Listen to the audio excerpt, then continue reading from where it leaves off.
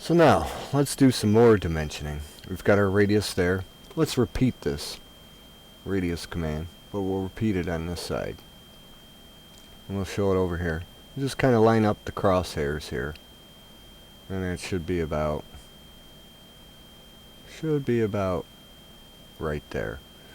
Somewhere in that vicinity. We want to put a radius for each one. Let's do the top here too. I could put a note, an annotation. There's R2 there. Well, let's do R2 for this one too. Let's bring it down. And it looks about equidistance from each other. There's another thing I can do. I can actually mirror the dimension across the object, picking the midpoint, and see it put it over there too. In fact, let's do that for this one as well. Let's get rid of that. And let's mirror this dimension over. This dimension over. Bingo. So there we go. It's showing the radius for us now.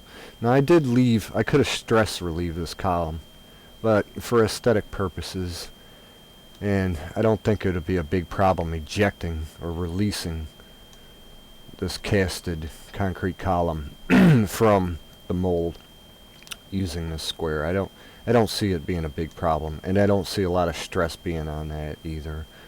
So we'll leave it like that.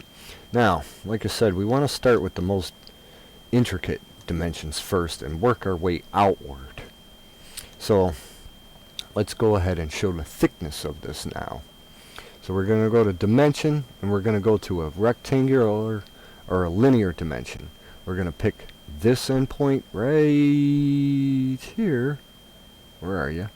And then we're going to pick this endpoint right here. And we're going to draw that out, probably about level with this or so. Maybe if we line the text up, it'll be okay. So it kind of looks like R2 and R6. And again, we can mirror the dimension over. Let's mirror that across here.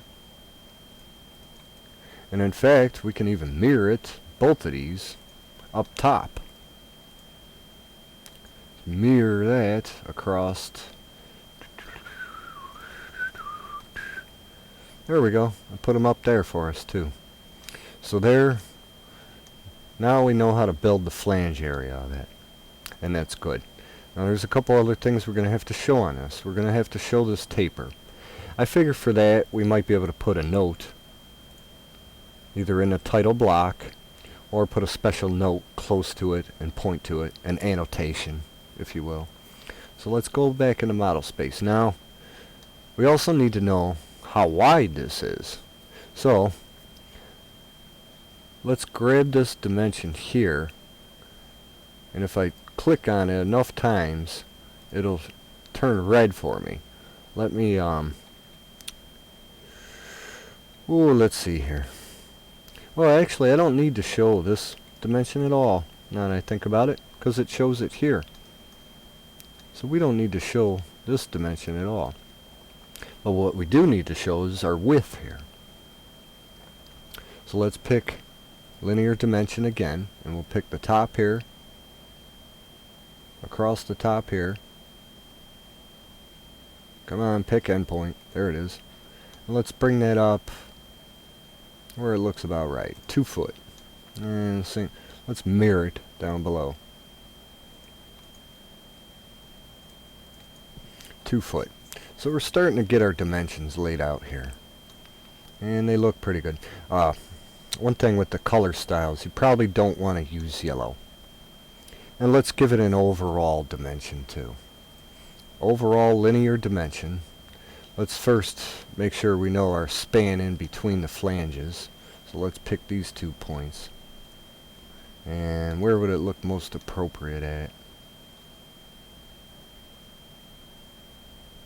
Let's bring it out here. And now that I'm thinking of it, we probably don't need this dimension or this dimension either. So there's our span in between, and let's give it an overall. From the bottom here to the very top, and this should be 10 foot, because that was our 10-foot span we began with. Could even show it on this side. In fact, let's do that. Let's show